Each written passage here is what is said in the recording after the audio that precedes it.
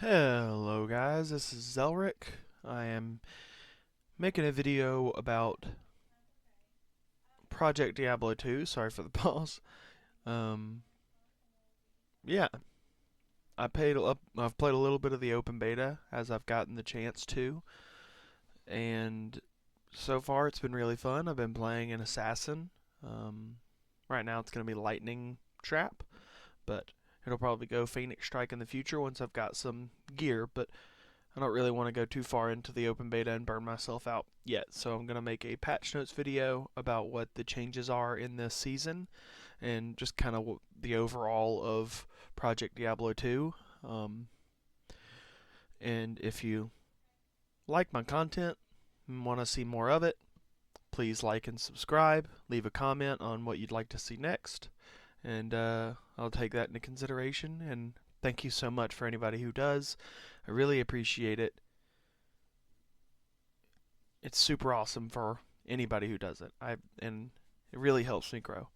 Regardless, as an overview, Project Diablo 2 is basically what if what if Diablo 2 never had its live service ended in a way? Like, the idea of it is basically, what if Blizzard never stopped development on Diablo 2, other than of course not changing like core elements of the game. But they continued development on different aspects of the game. That's the idea behind Project Diablo 2. It is a mod for the original base game, not the resurrected version, because they tried, I do believe, at some point to get a license to mod the resurrected version, and they ended up not being able to due to Blizzard saying no. So, or at least that's as far as I know what happened.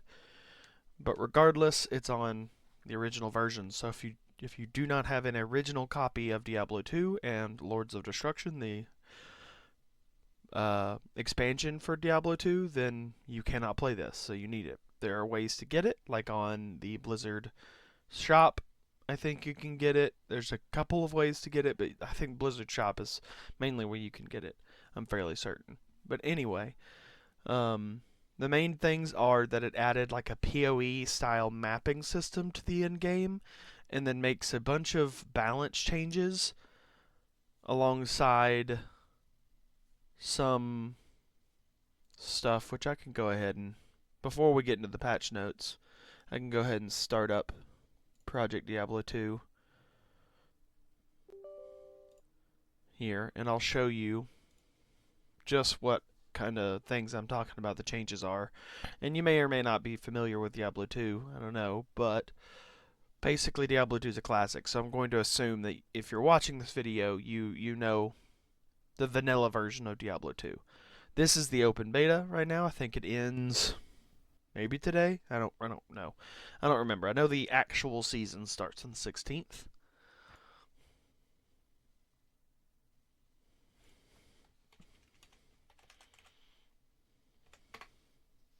Oh,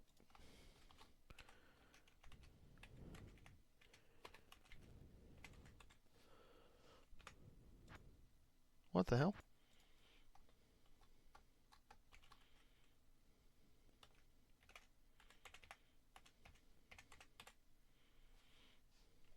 Oh,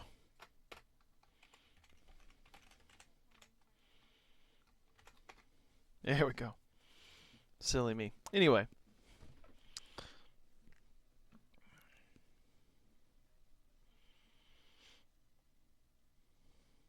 okay, so we're just going to create a random game.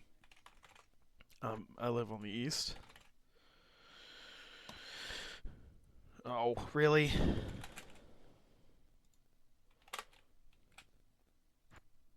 There. Okay. This is early Act 3, I think. Yeah, early Act 3. Anyway, amazing music, but I'm going to turn you off for now because, or at least very much down. There we go. Okay, so the major changes are that by default, there is an advanced stat screen. Oh, it did not change the music.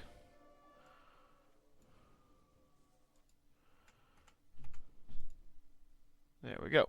Sorry. Anyway, there's an advanced stat screen if you press a hotkey that you set up that allows you to, see all the stuff that the base game never lets you see, basically. All your breakpoints, all your faster cast rate and faster hit rate, your increased attack speed, everything. This is a pretty comprehensive little stat screen for Diablo 2. And that's added by default in the game. They also have loot filters that you set up when you're launching the launcher. They allow you to always show items, which wasn't in the base base game. Always show your life pool. They have a little DPS counter, which is really awesome. They have drop sounds. They have the level of the filter is automatically in the game. That's pretty great. If you don't want loot filters, you can just turn it off in game as well. So it's a very basic implementation of loot filters inside the game, but it is there. Whereas it's more for like single player. Oh, come on now. There are a few crashes and server issues. It is run by a small team. Regardless, I didn't get to show everything I wanted to show, so I'm going to go ahead and try and go back in.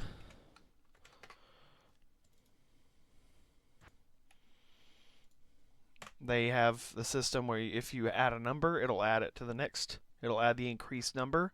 That way, like an old D2, you had to completely erase the name and re-add it. Well, now they allow you to keep on farming. Like if you're doing bow runs, you can just keep on doing it and it'll automatically update the name as you go. That's pretty cool. Small little quality of life feature alongside a bunch of other quality of life features. Like this. Okay, so as you can see, the gear is basically the same. There are these little upgrades you can do with the Kanai's cube. They've increased the size. I think that it used to just be these 2 columns, if I'm not mistaken. But it's been increased by 1. I don't know. Anyway, this is bigger than it was before. So it's a bigger space for you to put stuff in, but also you can craft in it. As you can see on my gear, Ral Thul Perf, a perfect amethyst, I think that is. That basically just says, hey, you can upgrade this item to a later level. As you can see, upgrade requires level 24. That it basically increases all the stats on it if you want to do that. I don't recommend doing that for any lower level stuff, but you can do that on rares and uniques. They've updated pretty much every unique in the game, every rune word in the game, to allow you to hopefully better balance the game. They've done a bunch of balance passes on all the classes. Unlike in original Diablo 2, there are endless amounts of builds you can do. There really isn't a build that is completely not viable. There are better builds and worse builds, just like any ARPG, but you can basically pick anything and you'll be able to play through the entire game and feel comfortable on it. That's an amazing change to this game. They have several changes, like a lot of the loot filters and or different parts of the game have in-game basically menus, like the keys. They give you what the different crafting materials, which I'll show you in a second. They've added things into the game, which are like basically crafting like essences, kind of, is the closest comparison I can think of from like Path of Exile. They've borrowed a lot from Path of Exile. So you can craft on things using that. I don't have any of that material right now. They added WSAD this patch actually. It feels amazing, and they're still fixing it up, but it feels just as good as you think it would. I'm basically using it by default now. But regardless, it shows you what possible rune words you can put on things.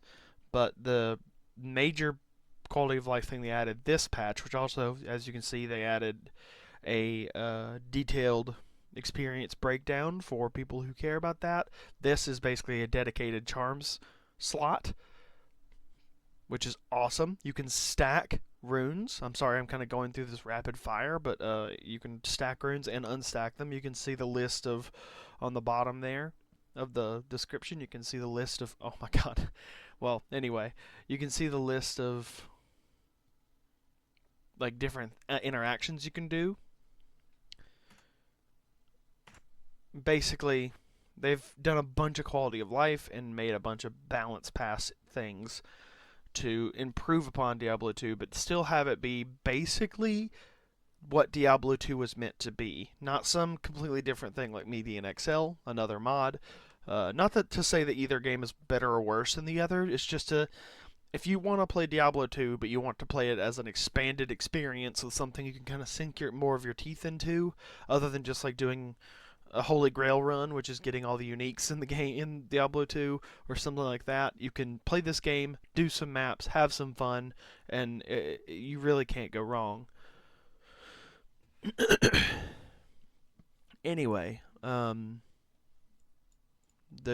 gold cap is 10 million. There's a bunch of smaller changes you can go through on the Discord. They have a Discord you can go to, and they'll have a link to these patch notes if you want to.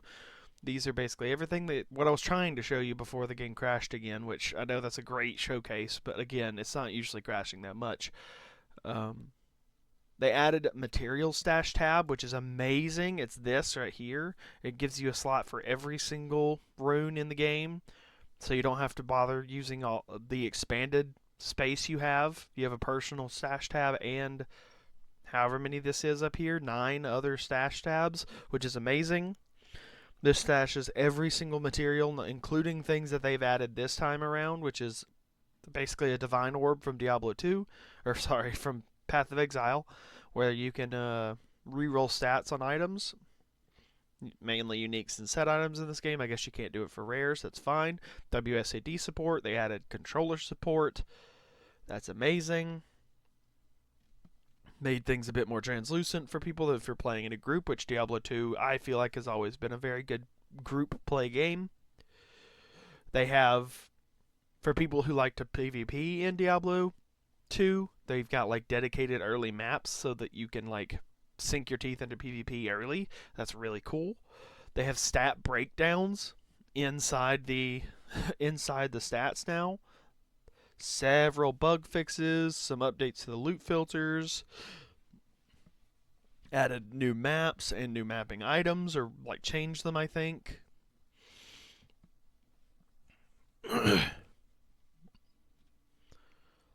These are the maps. They're just think of them as basically a PoE 1, essentially, is what they are. You've got 3 different tiers, though. And of course, all of them can be normal. So white, blue, yellow, and I think there's a few unique ones, but I'm not entirely sure.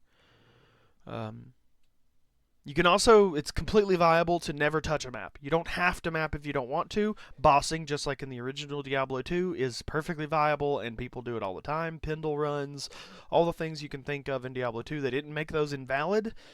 If you just want to make a character and do the regular Diablo 2 stuff, then by all means do it, but just know that there is also an added end game to the game that is pretty cool.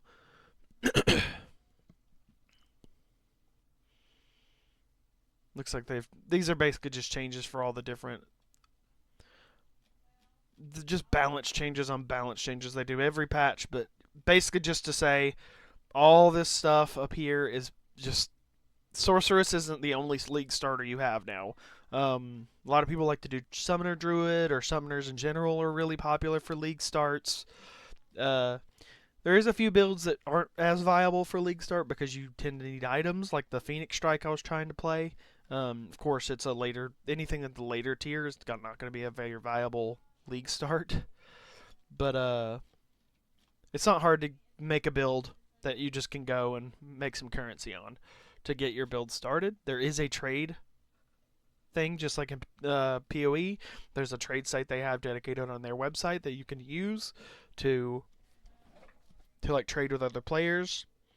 So overall, for anybody who has heard of this and been hesitant or hasn't ever heard of it before, it's an amazing game. If you've ever even had a small inkling of fun in Diablo 2, you will have a blast in this game. It is the definitive, in my opinion, the definitive Diablo 2 experience if that's the game you're looking for. Now, of course, there's other mods that do other things and completely change Diablo 2 into basically a different game, like Median XL.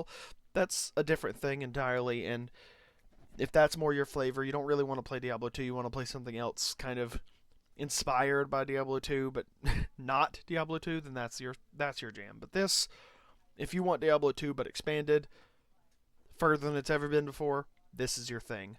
Thank you for listening to me. I appreciate it so very much. Have a great day, guys.